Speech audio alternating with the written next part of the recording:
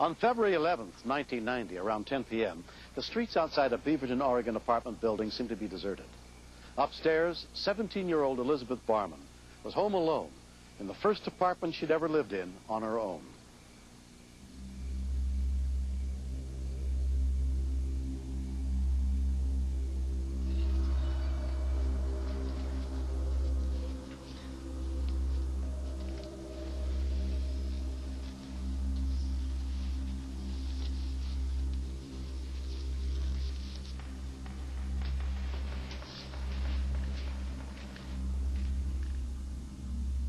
In an apartment just downstairs, Terry McKemmy was going to bed. Next door, Terry Banks and her 5-year-old daughter were watching television.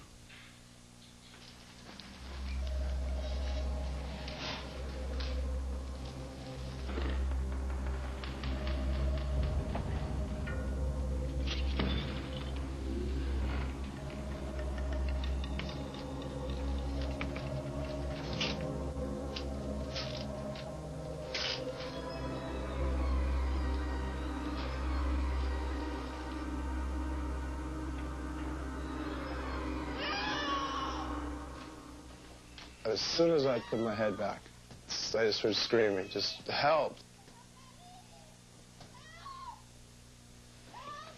She was screaming really loud, I mean, way loud, just so loud that you knew something was wrong.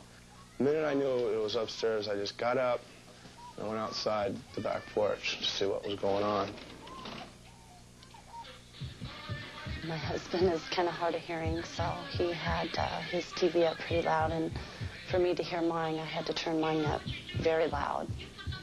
And I heard some banging noises, and I thought it was a party going on. I looked up, and I couldn't see over a porch. I just moved in like a week before that, so I didn't know any of the neighbors. I didn't know who was up there. I knew it was a girl, but I didn't know if there was guys. The unanswered questions were killing me. Yeah, sure, she's hurt. Sure, she's screaming. But the questions that I didn't know were the scariest. I don't know what's behind the door. I don't know how many people. I don't know if this goes on all the time.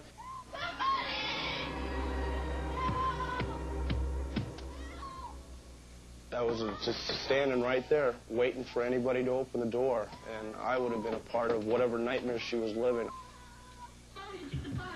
After it continued for a while, I figured she was just hanging up some pictures. 911, fire, medical, or police? Police. What's the address? At 10:18 p.m., Bob Medak took a call.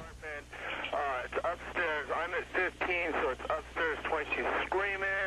I can't get in. The door's locked. She says she can't get to the door. She's screaming. Help, help, all that kind of... Female screaming. Right now, it's going on. It's been going on for like 5 minutes.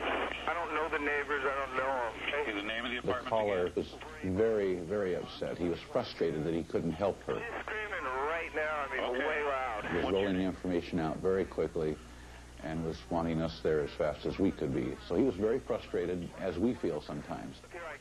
I just went outside. She's just screaming. I don't know.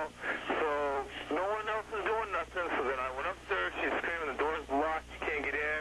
I can't reach. I don't know what's going on. Okay, we'll get somebody up there. That's great. I can just hear screaming okay, sir? I was panicked. Talked to the operator. I didn't know how much longer this girl was going to scream. I knew this is something serious. Police officer Mark Clark headed to the scene. All the dispatcher could tell us was that there was a woman screaming for help. I thought, it's a family beef going on, obviously violent. Get there now.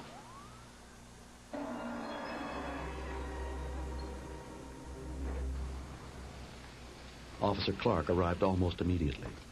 When I pulled in the parking lot, I could hear the screaming and the banging, and I had no idea if anybody was getting beat. I didn't know if while she's screaming, she's getting her head beat against the wall. My first thought is that I had to get in there.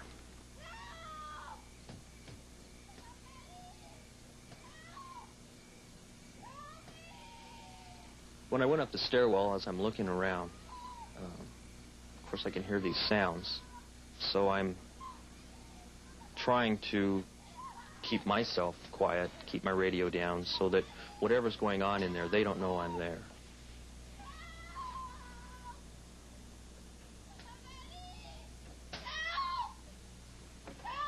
thinking, got to have my backup here. Step it up, Jerry. You're not going to do anybody any good if you go in this place alone and you become incapacitated.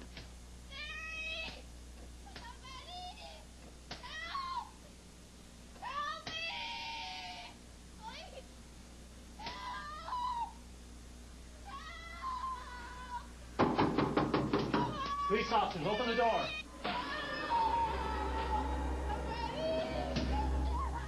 The tension is incredible because you want to get in there. And if you're by yourself, that just increases it tenfold. The second officer, Jerry Winter, arrived less than 2 minutes later as neighbor Terry McKemmy waited below.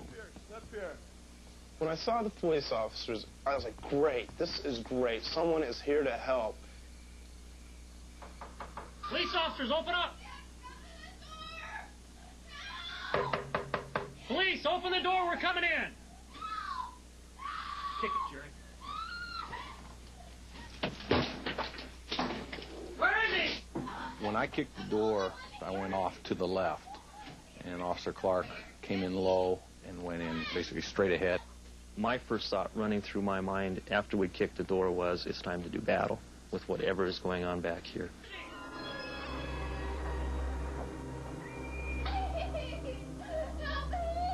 Right in front of us is this sofa sleeper or hide-a-bed on end with one leg kind of dangling out of it. Elizabeth was pinned by the 200-pound piece of furniture. She was stuck. I've never heard of a sofa attacking somebody like that, but when they're standing on end like that, I guess they can get pretty violent. The situation itself, it must have been hilarious. The cops come in and they see part of a leg sticking out. I'm sticking my face in the crack, going, help me, help me, help me, you know, and I mean, it must have looked ridiculous. Are you hurt? Yes! I figured we'd better get some firemen here to, if it turns out we need to cut this thing apart to get her out of there. We have a female subject who's trapped by a hide-a-bed. She doesn't appear to be injured, but it's wet. I just had to convince them that they didn't need to call the paramedics and have a fire truck and 1,000 people there, you know. And they finally just said, oh, okay, and they helped me out. But then I started to laugh because the whole thing was so stupid. 133. After we'd been through all the emotions that you go through on calls like this, kicking the door and finding out that it's a young lady who was trapped in her hide-a-bed, you almost feel like just throwing your arms up and turning around and walking away and covering your name tag so nobody knew you were there. You know? I think one of the things I've learned is don't go on any calls with Officer Clark.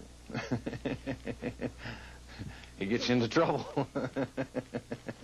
I don't think it's funny. I don't think it's funny at all. I laugh because my friends make jokes. But I don't think it's funny because I lived it. I lived the nightmare of going up, of not knowing, of all the unanswered questions.